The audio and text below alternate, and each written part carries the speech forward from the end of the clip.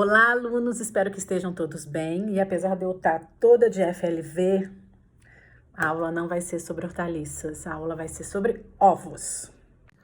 Conceitualmente, ovo é um corpo unicelular, ou seja, contém uma única célula desenvolvido no ovário daquele animal e composto principalmente de protoplasma, vesícula germinativa e envoltório.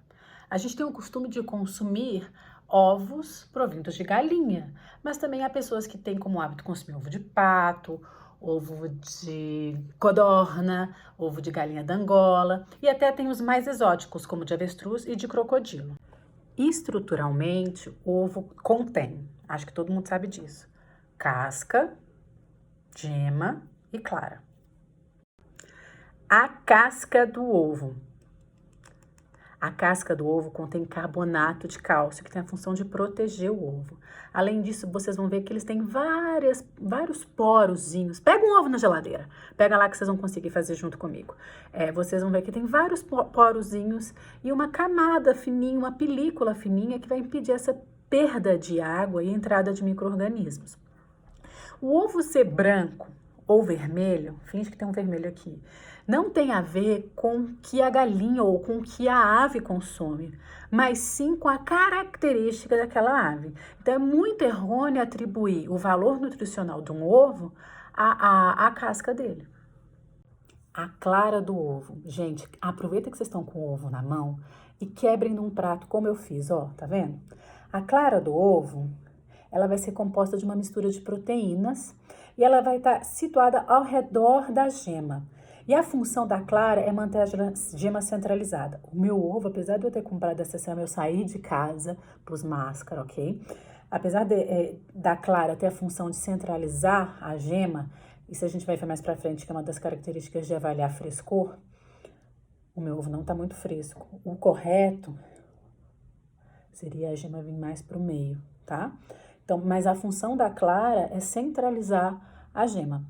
E como a clara é uma mistura de proteínas, a gente vai ver uma série de proteínas presentes na clara. Então, a clara, ela é composta basicamente de proteína e água. 90% da clara é água e o restante é proteína. A gema. A gema vai conter uma série de dispersões de fosfolipídios e fosfolipoproteínas. O amarelinho da gema é decorrente principalmente da presença de carotenoides. Então, quanto mais a ave consome alimentos que são fontes de vitamina A, mais amarela vai ser a gema, tá?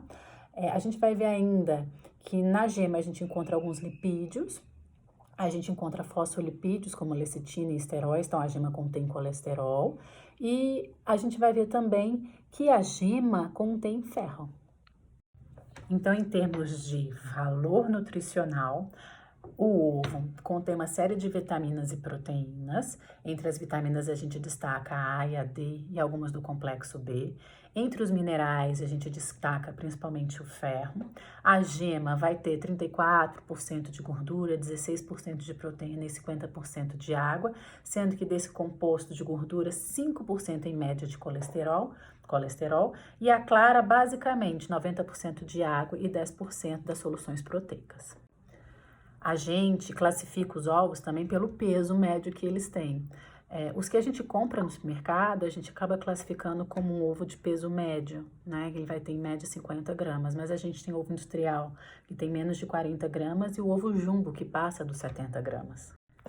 Como eu posso avaliar o frescor de um ovo? A gente já viu uma que tem a ver justamente com a centralização da gema. Quanto mais centralizada a gema for, mais fresco ele vai ser. Quanto mais afastada a gema estiver do centro, mais velho o ovo vai ficando. Então, primeira forma de avaliar é a centralização da gema. Segunda forma, agitar. Eu confesso que eu não consigo ver, mas quando você agita um ovo, se você consegue sentir ele mexendo, é porque já existe uma camada de ar aqui dentro, então ele tá velho. Então, quanto mais novo um ovo estiver, você não consegue perceber esse movimento, ok? Terceiro método de avaliação é você colocar o ovo contra a luz e verificar se existe ou não uma sombra. Se aparecer a sombra, o ovo tá velho. E a mais fácil, mais bacana, que você não precisa de abrir o ovo para ver se ele tá velho ou não, é pegar um copo com água, e jogar o ovo lá dentro. Se ele afundar, ele tá bom. Se ele boiar, ele tá ruim.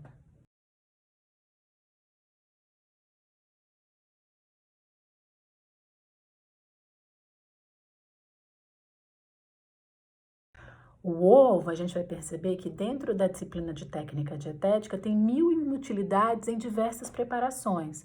Então, ele pode espessar uma preparação, airar, cobrir, unir, conferir liga, vedar, decorar. Então, o ovo, ele tem muitas utilidades quando a gente prepara alguma receita. Um ovo fresco, ele é levemente ácido. Então, a gente tem CO2 que vai estar disperso na clara. À medida que ele vai envelhecendo, esse CO2 ele vai sendo perdido pela casca. Então, o ovo vai ficando levemente alcalino. Até o momento que a gente tem o que a gente chama de ovo choco e que libera um monte de composto que tem um cheiro característico de ovo choco. Agora a gente vai falar um pouco sobre as propriedades do ovo, principalmente sobre a ação do calor, tá? E a primeira que a gente vai ver é a formação do anel esverdeado, que do ponto de vista nutricional não afeta em nada, mas afeta as características sensoriais, tá? Quando a gente cozinha um ovo por mais tempo que deveria, vão acontecer reações químicas entre o ferro presente na gema e o enxofre presente na clara. Então, quando eles reagem, eles formam o que a gente chama de sulfeto ferroso, que é esse anel esverdeado.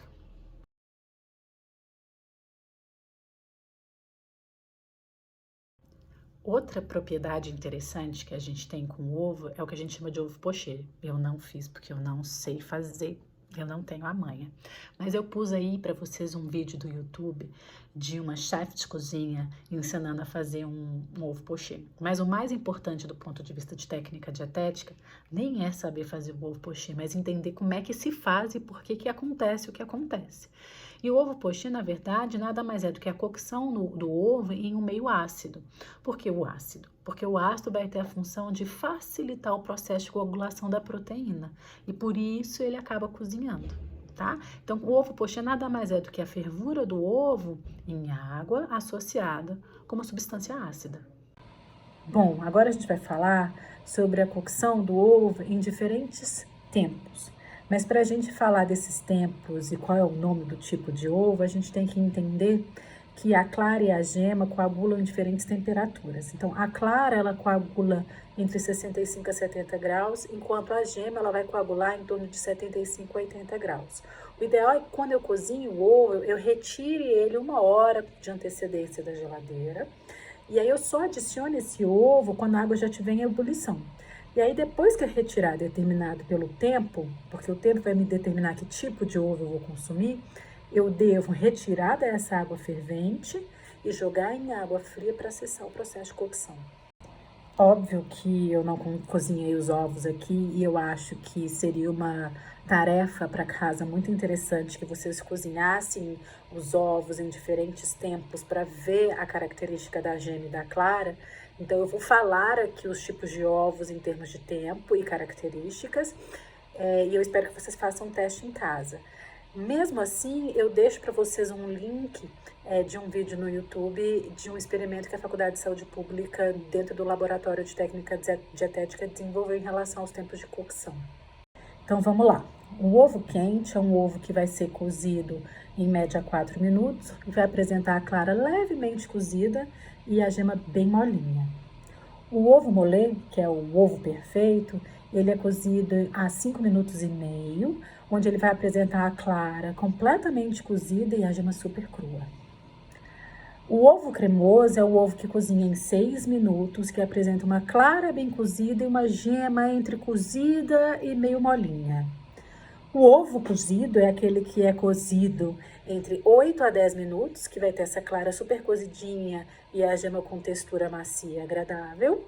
E o ovo duro é aquele que é cozido em torno de 12 minutos, onde a clara está cozida e a gema tem uma textura mais farinhenta.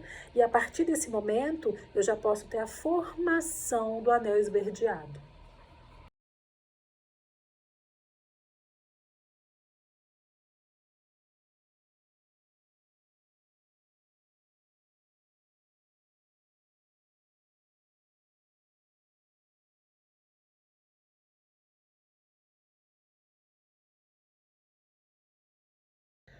Falando agora em características e propriedades específicas da clara, a gente vai ver que ela é fonte de proteína. E a proteína mais presente é a albumina, que tem essa característica viscosa. E essa característica vai permitir que, quando a gente faz uma clara em neve, a gente retenha o ar e dê volume a uma preparação, como um bolo, como um soufflé ou um merengue. O ideal é que, quando a gente faça uma clara em neve, é que a gente use ovos em temperatura ambiente, porque as proteínas vão estar estáveis. E sempre a clara em neve ela tem que ter uma cor esbranquiçada e não quebradiça. Ao preparar uma clara em neve, a gente tem que atentar que alguns ingredientes podem trazer maior ou menor estabilidade quando adicionados a esse processo. Então, gemas, gorduras, sal e água vão trazer uma menor estabilidade a essa clara em neve, diferente de uma substância ácida ou um açúcar que melhora a estabilidade da minha clara em neve.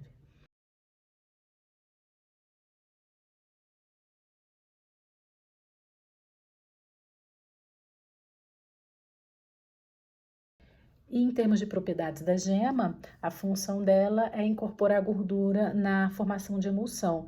E uma preparação mais característica que mostra essa função de emulsão é a maionese. A gente termina agora o conteúdo de ovos. Deixo para vocês um slide com os pontos importantes e uma interatividade em forma de teste, mas lá no Google Classroom vocês vão encontrar mais conteúdos complementares. Continuem estudando!